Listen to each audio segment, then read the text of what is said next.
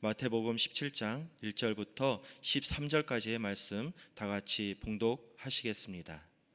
엿새 후에 예수께서 베드로와 야고보와 그 형제 요한을 데리시고 따로 높은 산에 올라가셨더니 그들 앞에서 병영되사 그 얼굴이 해같이 빛나며 옷이 빛과 같이 휘어졌더라.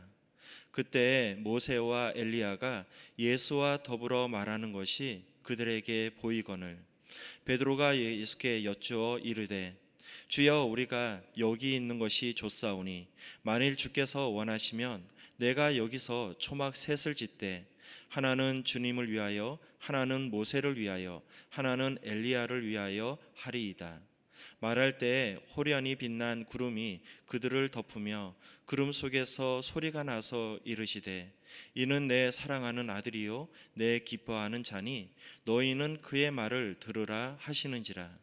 제자들이 듣고 엎드려 심히 두려워하니 예수께서 나와 그들에게 손을 대시며 이르시되 일어나라, 두려워하지 말라 하시니 제자들이 눈을 들어 보매 오직 예수 외에는 아무도 보이지 아니하더라. 그들이 산에서 내려올 때에 예수께서 명하여 이르시되 인자가 죽은 자 가운데서 살아나기 전에는 본 것을 아무에게도 이르지 말라 하시니 제자들이 물어 이르되 그러면 어찌하여 서기관들이 엘리야가 먼저 와야 하리라 하나이까? 예수께서 대답하여 이르시되 엘리야가 과연 먼저 와서 모든 일을 회복하리라. 내가 너희에게 말하노니 엘리야가 이미 왔으되 사람들이 알지 못하고 임의로 대우하였도다. 인자도 이와 같이 그들에게 고난을 받으리라 하시니 그제서야 제자들이 예수께서 말한 것이 친례 요한인 줄을 깨달으니라. 아멘. 저는 오늘 본문 말씀을 근거로 해서 너희는 그의 말을 들으라 라는 제목으로 함께 은혜를 나누도록 하겠습니다. 우리 함께 따라해 보실까요? 너희는 그의 말을 들으라.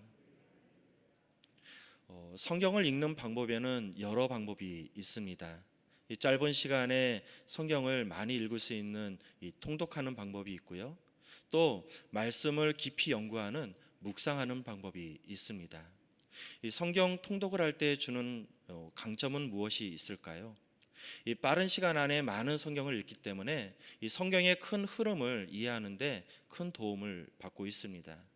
그래서 성경의 맥을 잡기 위해서는 이 다른 것보다 이 성경을 통독하는 것이 중요하다 하겠습니다. 자, 그렇다면은 묵상이 주는 강점은 무엇이 있을까요? 이 하나님의 말씀을 깊이 연구하다 보니까 깊이 있는 하나님의 말씀을 깨달을 때 도움을 받곤 합니다.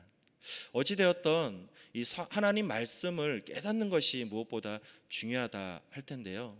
우리가 성경을 통독하다 보면은 여러분들도 잘 아시겠지만 스토리가 있는 부분은 잘 넘어가는데 그 부분에서도 좀 해석하기 어려운 부분이 있습니다. 이것이 무엇을 뜻하는지 도저히 이해가 되지 않는 부분이 있다라는 것입니다. 저 오늘 본문 말씀이 그런 말씀인 것 같습니다. 오늘 말씀을 이렇게 대충 읽다 보면은 이 말씀이 요구하는 것이 무엇인가 이 고민을 하게 되는데요. 이 오늘 말씀은 한 사건에 대해 이야기하고 있습니다. 우리가 흔히 이야기하는 변화산 변모 사건에 대해 말씀하고 있는데요. 이 변화산 변모 사건은 신약자들에게 아주 중요하게 여겨지는 사건이라 볼 수 있습니다. 예수님께서 이 성육신하셨던 사건, 그리고 십자가 순환 사건, 또 부활 사건, 승천 사건과 더불어서 이 변화산 변모 사건은 예수님 생애 5대 사건으로 분류되고 있습니다. 그만큼 중요하게 여겨지는 이 사건이 오늘 말씀인 것입니다. 저 오늘 말씀 저는 여러분과 함께 세 가지 측면에서 이 말씀을 같이 바라보고 함께 은혜를 나누고자 합니다. 이 첫 번째 측면은 예수님께서는 왜 제자 3명을 데리고 변화산에 올라가셨는가 하는 부분입니다. 두 번째 측면은 예수님께서 변화되었을 때 왜 그 자리에 모세와 엘리야가 함께 있었는가 하는 부분입니다. 마지막 세 번째 측면은 베드로는 왜 이 변화산에서 초막셋을 짓겠다라고 고백하고 있는가 하는 부분입니다. 자, 오늘 본문 말씀을 살펴보니까 예수님께서 이 변화산에 올라가실 때 제자 12명을 모두 데리고 올라가신 것이 아니었습니다. 예수님께서는 베드로와 야고보와 요한만 따로 불러서 변화산에 올라가셨는데요. 예수님께서는 왜 이들만 따로 불러서 변화산에 올라가셨던 것일까요? 안타깝게도 예수님께서 그 이유에 대해서 정확하게 설명하고 있지는 않습니다. 그래서 예수님의 의도를 정확하게 해석하는 데는 한계가 있습니다. 자, 그런데 여러분, 복음서를 이렇게 살펴보다 보면은 예수님께서 12 제자들과 함께 움직였던 것이 있는가 하면은 이와 같이 베드로와 야고보와 요한을 따로 불러서 움직이셨던 일들이 곳곳에 드러나고 있습니다. 마가복음 5장 37절 말씀입니다. 베드로와 야고보의 형제 요한 외에는 아무도 따라옴을 허락하지 아니하시고, 누가복음 8장 51절 말씀입니다. 그 집에 이르러 베드로와 요한과 야고보와 아이의 부모 외에는 함께 들어가기를 허락하지 아니하시니라. 자, 우리는 이런 이유로 인해서 베드로와 야고보와 요한을 예수님의 수제자라고 부르고 있습니다. 예수님께서 친히 사랑하셨던, 특별하게 사랑하셨던 제자라는 차원에서 우리는 그들을 수제자라고 부르고 있는 것입니다. 자, 그런데 일부 신학자들은 이들이 특별해서 예수님께서 이렇게 수제자로 챙긴 것이 아니다라고 주장을 하고 있습니다. 왜냐하면 그들이 가지는 상징성 때문에 예수님께서 그들을 따로 불러서 그들과 함께 움직이셨다고 바라보고 있는 것입니다. 첫 번째 베드로 같은 경우에는 이 제자들의 수장격에 있는 사람이었습니다. 그래서 이 초대교회를 이끌어갈 사명이 주어졌던 사람이 바로 베드로였습니다. 또한 야고보는 이 사도들 중에 최초의 순교 사명을 가졌던 사람이 바로 야고보라는 사람이었습니다. 마지막 요한은 어떤 사람이었냐면 이 사도들 중에서 가장 오래 살아남아서 그리스도의 계시를 기록했던 사람이었고, 그것을 전하는 사명을 가졌던 사람이 바로 요한이었다는 것입니다. 어찌되었든 예수님께서는 베드로와 야고보와 요한을 데리고 이 변화산에 올라가게 되었습니다. 자, 여러분, 예수님께서는 베드로와 야고보와 요한을 데리고 그렇다면 이 변화산에 무엇을 하려고 올라가셨던 것일까요? 오늘 이 변화산 변모 사건은 마태, 마가, 누가복음에도 동일하게 기록이 되어 있습니다. 그런데 이 마태복음만 바라보아서는 도대체 이 변화산에서 어떤 일이 있었는지를 알 수가 없습니다.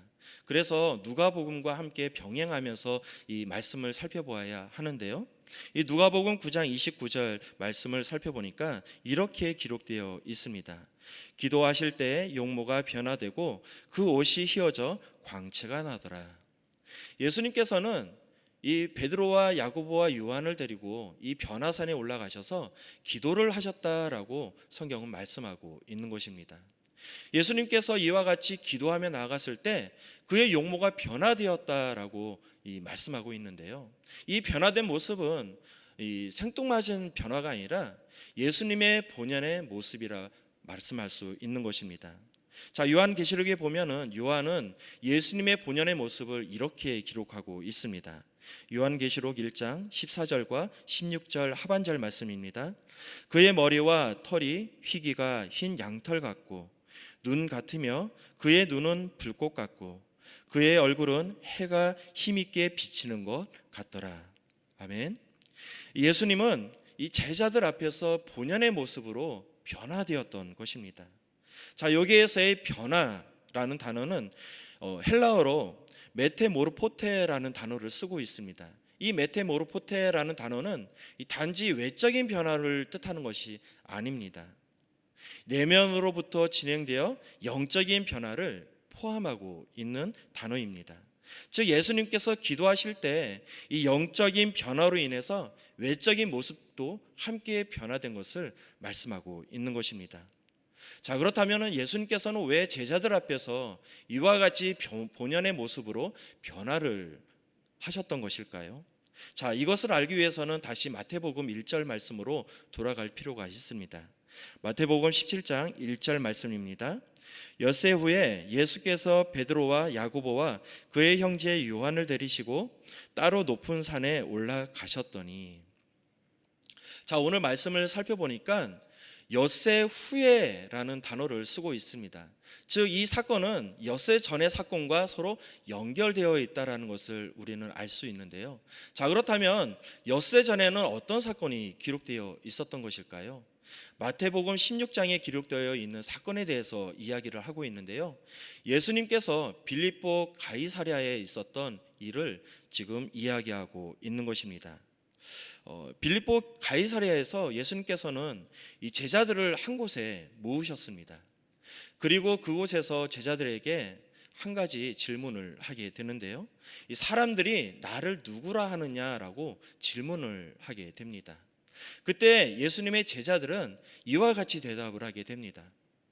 더러는 침례 요한이라고 합니다. 더러는 엘리야라고도 하고요. 더러는 예레미야라고 하고 또 선지자 중에 한 명이라고 말씀하고 있습니다 라고 대답을 하게 됩니다. 자, 그 이야기를 들었던 예수님, 이번에는 제자들에게 그러면 너희는 나를 누구라 하느냐라고 다시 한번 되묻게 됩니다. 자, 예수님께서는 왜 이와 같은 질문을 하셨던 것일까요? 예수님께서는 그동안 3년 동안 제자들과 함께 이 공생의 사역을 하셨습니다. 이 3년간의 공생의 사역의 이 결산을 하는 차원에서 제자들에게 이와 같은 질문을 하셨다라는 것입니다. 자, 이것은 마치 졸업을 앞둔 제자들에게 기말고사 시험을 보면서 그동안 배운 것을 잘 이해했는지 확인하는 차원에서 시험을 보는 것과 같은 의미를 가지고 있는 것입니다. 자, 이 질문에 이 베드로는 정답을 이야기하게 되는데요. 주는 그리스도시요 살아계신 하나님의 아들이시니다라고 고백을 하게 됩니다. 자, 예수님께서는 이 고백을 들으신 후에 제자들에게 이제 장차 받으실 고난과 다시 부활하실 것에 대해 비로소 그때부터 가르침을 주셨다라고 성경은 기록하고 있습니다. 마태복음 16장 21절 말씀입니다. 이때로부터 예수 그리스도께서 자기가 예루살렘에 올라가 장로들과 대제사장들과 서기관들에게 많은 고난을 받고 죽임을 당하고 제3일에 살아나야 할 것을 제자들에게 비로소 나타내시니. 예수님께서는 제자들에게 이렇게 고난 당하실 것과 부활하실 것을 말씀하시고 그 엿새 후에 베드로와 야고보와 요한을 데리고 변화산에 올라가셔서 이 용모를 변화시켰던 것입니다. 이 제자들이 예수님의 용모가 변화된 것을 목격하였을 때는 그때 예수님만 있었던 것이 아니었습니다. 그 옆에는 모세와 엘리야도 함께 있었는데요. 자, 그렇다면 예수님께서 용모가 변화되었을 때 모세와 엘리야는 왜 그 자리에 함께 있었던 것일까요? 안타깝게도 예수님께서 왜 그 자리에 그들과 함께 있었는지 그것에 대해 직접적으로 말씀하고 있지는 않습니다. 그래서 우리가 그 의도를 정확하게 파악할 수는 없지만 많은 신학자들이 이 둘이 구약의 선지자들을 대표하는 선지자들이기 때문에 그곳에 함께 있었다라고 주장하고 있습니다. 자, 모세는 어떤 사람인가 하면은 율법을 대표하는 사람이었습니다.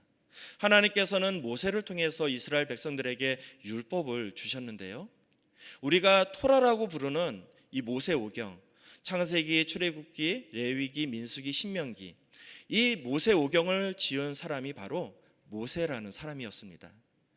더욱이 예수님 시절의 종교 지도자들은 이 모세를 가장 존경하는 선지자로 손꼽았던 사람이 바로 이 모세라는 사람이었습니다. 또한 이 엘리야는 능력의 선지자로 우리에게 잘 알려져 있습니다. 하나님께서는 이 엘리야를 통해서 수많은 기적을 일으키셨는데요.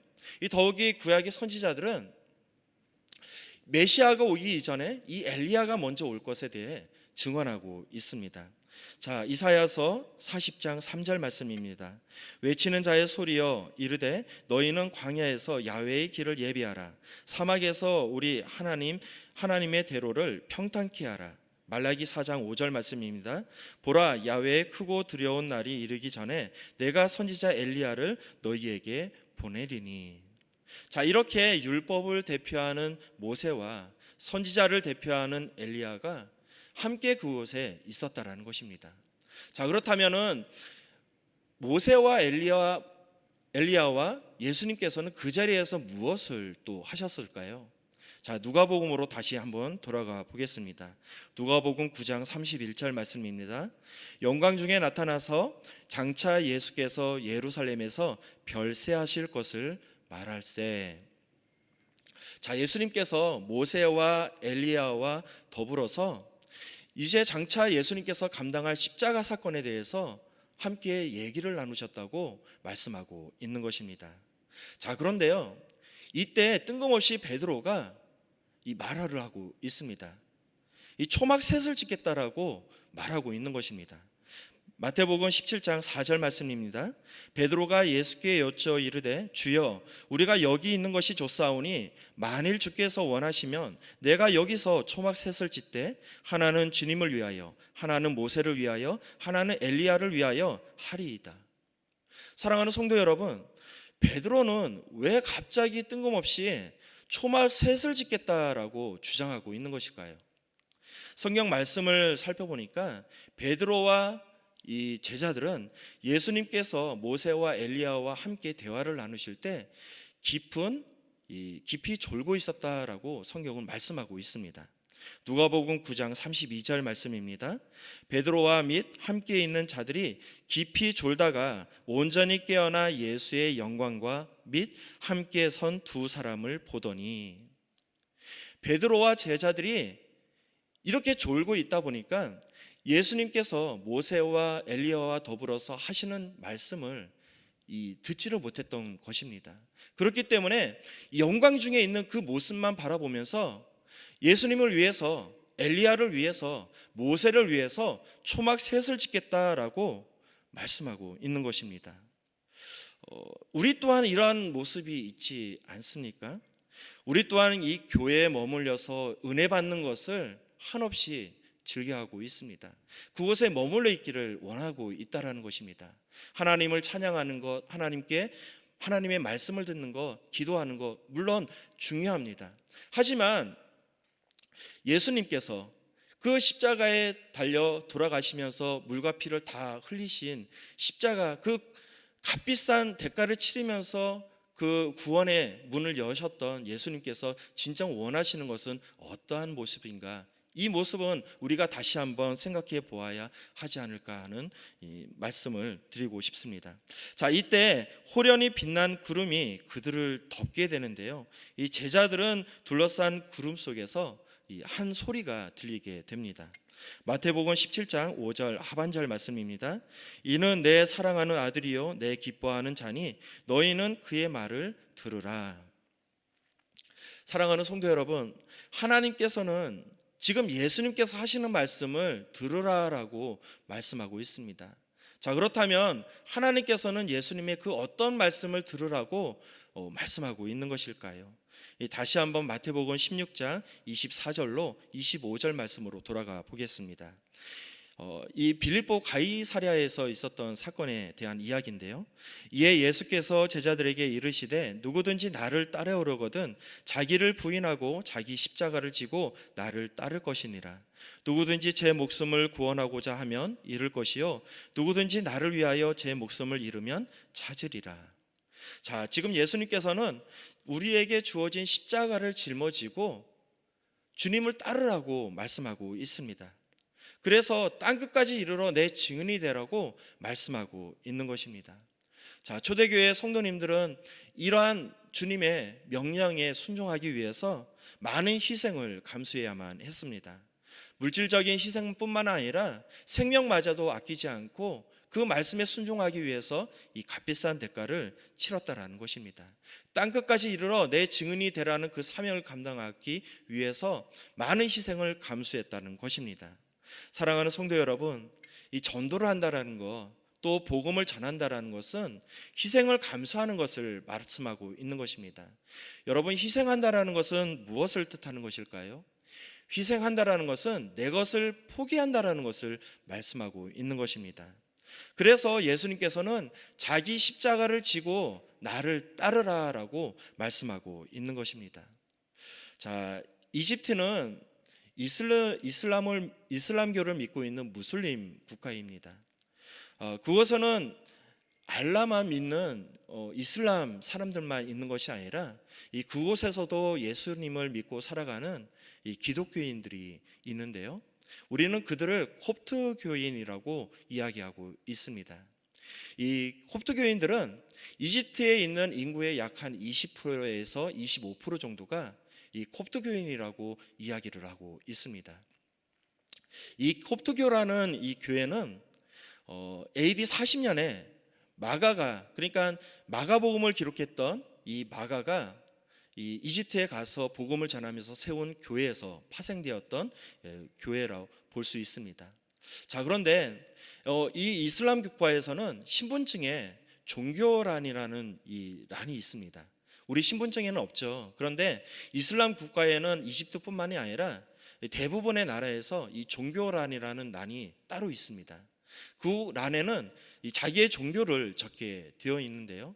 그곳에 기독교인이라고 적게 되면은 많은 핍박과 많은 차별 속에서 삶을 살아가야만 합니다. 그들은 이와 같이 많은 차별과 이 박해 속에서 삶을 살아가게 되었습니다. 이 종교란에 기독교인이라는 이름을 쓰게 되면은 아무리 뛰어난 인재라 할지라도 이 주류 사회에 들어갈 수 없게 되고요. 그들은 태어나면서 이 차별 속에서 자라나야만 했습니다. 그들은 이 이집트에서 가장 더럽고 가장 힘들고 가장 위험한 일들을 감당하면서 그 신앙을 지키면서 살아가는 것을 바라볼 수 있습니다. 가장 천대받으며 삶을 살아가는 사람들, 그들은 왜 이런 희생을 감수하는 것일까요? 그것은 바로 예수 그리스도를 믿기 위해서 그런 희생을 감당하고 있다는 것입니다. 그들은 이슬람 국가에 살고 있으면서 이 극단주의자들의 테러 위험 속에서 늘 살고 있습니다. 이 이슬람교에 있는 이 테러 집단들은 이 자신들의 힘을 과시하기 위해서 이러한 콥트 교인들을 표적을 삼아 가지고 테러를 자행하게 되는데요. 2011년 1월 1일에는 알렉산드리아에 있는 알 키디시 교회라는 곳에서 이 예배를 마치고 나오는 이 성도들을 향해서 이 폭파물이 터지는 사건이 있었습니다. 그 사건을 통해서 21명의 이 교인들이 순교를 하게 되었는데요. 이와 같이 많은 핍박과 어려움 속에서 이 신앙을 지켜가는 사람들이 바로 콥트 교인이라는 사람들입니다. 이들의 삶이 얼마나 힘들었는지 이 콥트 교인들은 자신들의 자녀들이 태어나게 되면은 왼쪽 손목 안쪽에다가 이 십자가 문신을 새겨준다고 합니다. 너희들이 너무나도 살기 힘들고 그래서 배교하고 싶은 마음이 생겨날 때 이 십자가를 바라보면서 신앙을 지키며 예수님을 믿고 살으라고 이러한 문신을 새겨준다고 합니다. 사랑하는 성도 여러분, 이 코로나19가 장기화됨에 따라 우리의 신앙들이 많이 흔들리고 있습니다. 과연 우리는 무엇을 바라보면서 무엇을 향해 나아가야 하는 것일까요? 오늘 베드로는 주님을 위해서 또 엘리야를 위해서 모세를 위해서 초막 셋을 짓겠다고 말하고 있습니다. 자, 그런데 예수님께서는 나에게 필요한 것은 초막이 아니라 땅끝까지 이르러 내 증인이 되는 것이 훨씬 더 중요하다고 말씀하고 있습니다.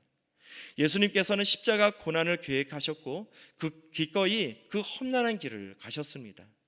그런 예수님께서 우리에게 말씀을 하시는데요. 내 십자가를 지고 나를 따르라. 너희는 세상의 빛과 소금이 되어 땅끝까지 이르러 내 증인이 되라고 말씀하고 있는 것입니다. 그래서 모든 사람들이 구원을 받고 하나님의 자녀로 거듭난 삶을 살아가게 하라고 말씀하고 있는 것입니다. 자, 우리가 지난 주일에 이 태신자를 작정하고 함께 기도를 했습니다. 이 코로나19가 이렇게 극심한데 무슨 전도냐 하기도 생각하기 들기도 하겠습니다. 하지만 오늘 예수님께서는 이 제자들에게 당부하셨던 말씀이 있는데요. 이 말씀을 우리 마음 가운데 새기고 복음을 전하는데 조금도 부족함이 없는 저와 여러분 되시기를 주님의 이름으로 축복드리겠습니다. 이와 같이 믿음으로 예수님의 은혜, 이 대속의 은혜를 전하는 저와 여러분 되시기를 주님의 이름으로 축복드리겠습니다. 아멘. 기도하시겠습니다. 사랑과 은혜가 충만하신 하나님 아버지, 주님의 크신 사랑이 우리 삶 속에 임하기를 소원합니다. 매일 주님의 크신 은혜에 감사하는 삶을 살아가게 하여 주시옵소서. 매일 주님을 자랑하는 삶을 살아가게 하여 주시옵소서. 문제보다 크신 하나님을 바라보길 원합니다. 언제나 주님을 의지하는 삶을 살아가게 하여 주시옵고, 우리의 삶을 통하여 수많은 사람들이 위로받고 구원받는 귀한 역사가 임하게 도와주시옵소서.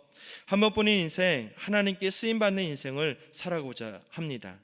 우리의 삶을 붙들어 주셔서 매일 승리의 삶을 살아가게 하여 주시옵고, 언제나 하나님을 찬양하며 하나님을 영화롭게 하는 우리가 되게 하여 주시옵소서. 우리 여의도 순복음 분당교회가 성령으로 더욱더 충만한 교회가 되길 원합니다. 마지막 날 땅끝까지 복음을 증거하는 하나님께 귀하게 쓰임받는 교회가 되게 하여 주시옵고, 또 우리 교회를 이끌어 나가시는 황선우 담임 목사님께 성령의 기름을 넘치도록 부어주셔서 우리 교회를 잘 이끌어 나갈 수 있도록 축복하여 주시옵소서. 오늘도 귀한 헌물을 가지고 나온 우리 성도님들 계십니다. 11조헌금, 건축헌금, 선교헌금, 장학헌금, 1차 번제헌금, 감사헌금, 기타 모든 예물을 올려드린 이 손길 위에 만복의 복을 더하여 주시옵고 귀한 발걸음을 축복하여 주시옵소서. 오늘 새벽을 깨워 예배 올려드린 성도님들이 계십니다.